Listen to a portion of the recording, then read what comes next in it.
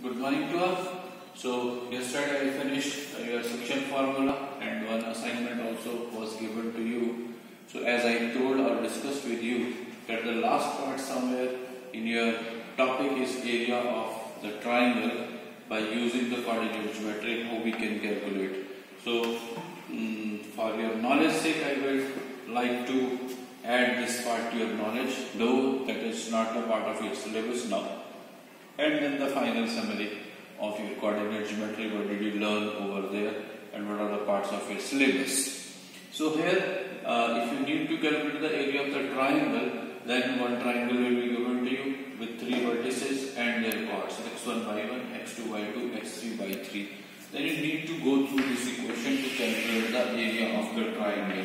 So derivation is given in your NCERT. Somewhere you will be finding the area of some trapeziums, and if we will add those areas by drawing the perpendiculars from all these three vertices, we will reach here at this result. So from the knowledge sake point of view, this much is enough. What you can do is area of the triangle is given by half, that is the combination of these chords in that way 1, 2, 3, 1, 2, 3, 1, 2, 3. It is very easy to learn also. And x1 is always there outside, x is always there outside the bracket and y's are there always inside the bracket. So if it is x1, then the difference of y2 and y3. If it is x2, then the difference of y3 and y1. And finally if x3 is there, then the difference of y1 and y2. 2 minus 3, 1 minus 2 and 3 minus 1. In that way you can remember that y's are always there inside the bracket and x are always there outside the bracket, and in a row, that is x1, x2, x3. But the difference first is 2 and 3, then it is 3 and 1, and then it is 1 and 2. Substitute the value of all these x1, y1, x2, y2, x3, y3 to get the area of the triangle. So in that way you can find the area of the triangle by using the coordinate geometry. Now finally, as I discussed when I started the topic, how to prove the points collinear. So three things are there, three possibilities are there. One was the distance formula, another was the section formula, and third now I have added this equation to you. So though you are not asked to do this from the examination point of view, but you can use in your answers if the question is there to prove the points collinear. By using this equation, if you are getting the chords, like you want to prove that A, B and C are collinear. So you can mark their chords like x1, y1, x2, y2, x3, y3. Substitute those values here. If you are finding the area becomes equal to 0, then you can conclude the area, the points are collinear. So very most convenient way to prove the points collinear, though the part is not there in the syllabus, but from the knowledge sake point of view and from the answers sake point of view, you can answer your question in that way also. Once you have proved the area of the triangle is equal to 0, then all the three, that is A, B and C, definitely will be collinear. With distance formula, already I have shared that three possibilities are there. Out of three, if any one you can prove, so you can say the points are collinear. And by using the section formula, if you need to prove the points collinear, you have to go for the ratio. As I told when I discussed that part with you, that reduce the variables of m1 and m2 from k is to 1. So it was m1 x2, m2 x1.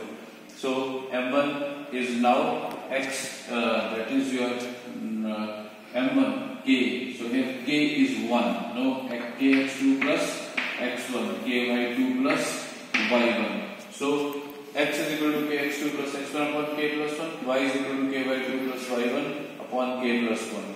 So in that way, now m1 is k and m2 is 1. So m1 x2, m2 x1. So m2 is 1, so that will become x1. Similarly here it will be y1. And substitute the values, get the value of k from this also and from this also. You will be finding the value of k from the both equations same. And if always it will be there same, and that means the points are collinear.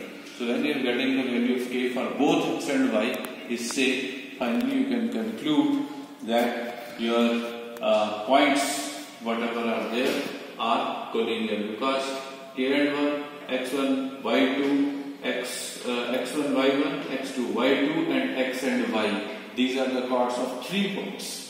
One point is consisting of x and y, another is consisting of x1 y1, and third is consisting the chords are x2 y2. So in that way you can speak about the 3 points collinear. So if the ratio for both is same, the points are collinear. So I hope that's all about your coordinate geometry.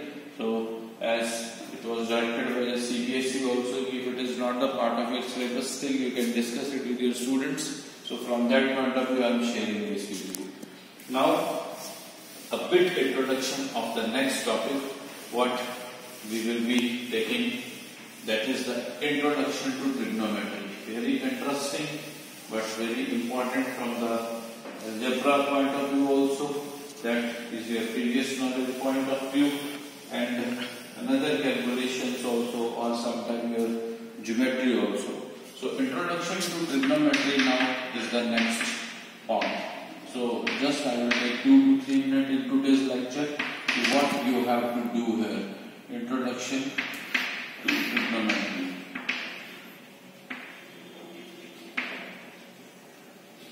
You see, I am just dividing this trigonometry into 3 parts. That is your trigono and metry. So here tri stands for 3, gono stands for sides, and metry stands for measurement.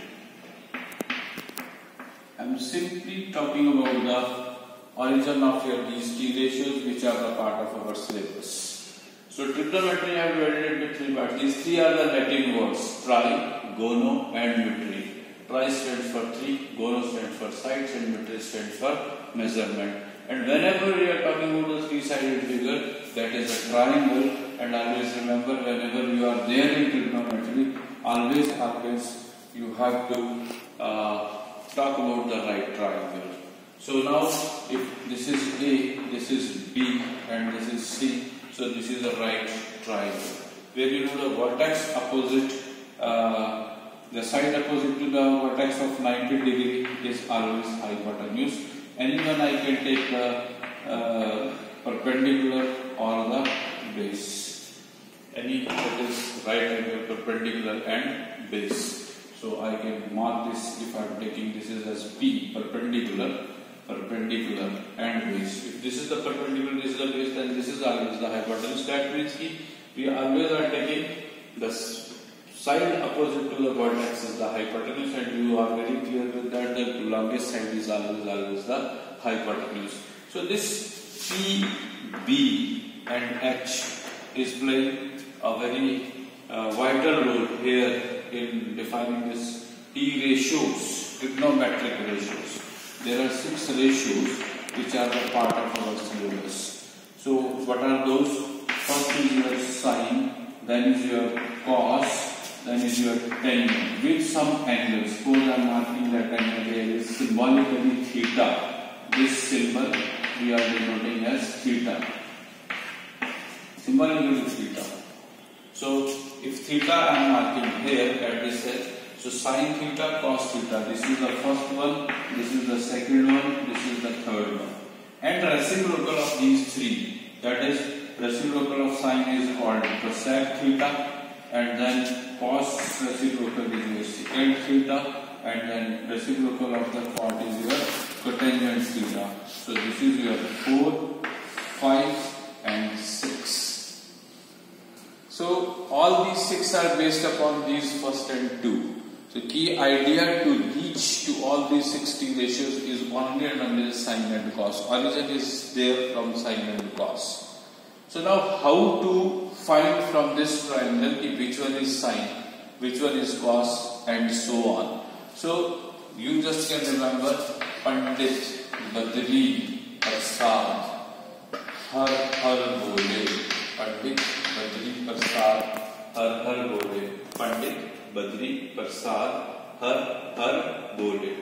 Now P stands for perpendicular. Suppose you are talking about sine theta. So P upon H. This is P upon H. Sine. Perpendicular upon hypotenuse. So I can find the sine immediately. AB upon AC. Then cos is what? Cos is, here it is. That is base upon hypotenuse. So base is now BC, hypotenuse is AC. So this will be BC upon AC. And tangent is perpendicular upon base. So that will be AB upon BC. AB upon BC. Then I said these are the reciprocals. Reciprocal of sine is cosec. So immediately you can take the reciprocal of this. That will be AC upon AB. Secant is the reciprocal of cos. So immediately you can take AC upon BC. And cotangent is the reciprocal of tangent. So here you can write this is BC upon AB. So from this triangle, I can write the relationship of all these 6 T ratios, how these ratios comes into the existence by studying the 3 sides. But the another important thing that you have to learn here in trigonometry, see now this is all conditional. In previous part we were free, either I will take this, if this is the perpendicular, this will be the base, but this will always remain hypotenuse. If I am taking this is the perpendicular, means I was free to take the decision, if this is the perpendicular, this will be the base. Okay, if this is the perpendicular, then this will be the base. But now here that is conditional. You have to see the position of the angle. Like I took theta is at C. So remember, perpendicular will always be lying to the opposite of that angle. So I have taken all these T ratios in terms of theta. So theta is given at C. So perpendicular will always be opposite to that theta. Now I just cannot write this as P. Otherwise, in previous classes it was up to me. If this is the perpendicular, this is the base. But now if the theta is given here, so then I have to take, sometime it is given in terms of AB and C only. If sine C I want to take, so then C means this is the perpendicular. If it is given sine A, then I have to take the position of the angle at A, and then this will be the perpendicular and this will be the base. No doubt hypotenuse will always remain opposite to the vertex of 90 degree. So I told, so this instruction you have to follow very strictly wherever the angle is given in right triangle, position of the angle. Sometimes it is in terms of ABC, sometimes it is in terms of your theta. So that we will be going through from our exercise question point of view. And here how to write, I said these two are the key, because tangent, or you can write this is sine theta upon cos theta. So for your understanding, if you will divide AB upon AC by BC upon AC, so you see what happens. AB upon AC into AC upon BC, you can cut this and you will reach at AB upon BC. That's it. These are the key T ratios. If you know sine, you know cos, you can reach automatically to tan, cosecant, secant and cotangent, because these 3 are the reciprocals of these 3. So comfortably, and tangent is the ratio of sine upon cos. So in that way we can start with this. I definitely will take you to the exercise question and in detail. Most of the questions in your first exercise are based to train you that where to mark P, where to mark B, and where to how to write sine, cos, tangent, cosecant, secant and cotangent. So sec theta in short we are writing, otherwise this is called secant theta, this is cot theta, this is called cotangent theta. So that I added to your knowledge in today's lecture. So tomorrow when I will be covering this through my YouTube lecture to you, so I will take few questions from your first exercise of introduction to trigonometry, but just to warm up and to ask you that you please start studying from your trigonometry point of view, the things given before the exercise in your chapter number, that is 8, Introduction to Trigonometry, and your first exercise is 8.1. Before that, these all instructions are given to you in your textbook, and then we will start with our exercise questions. Till then, bye bye. Thank you. Have a nice time.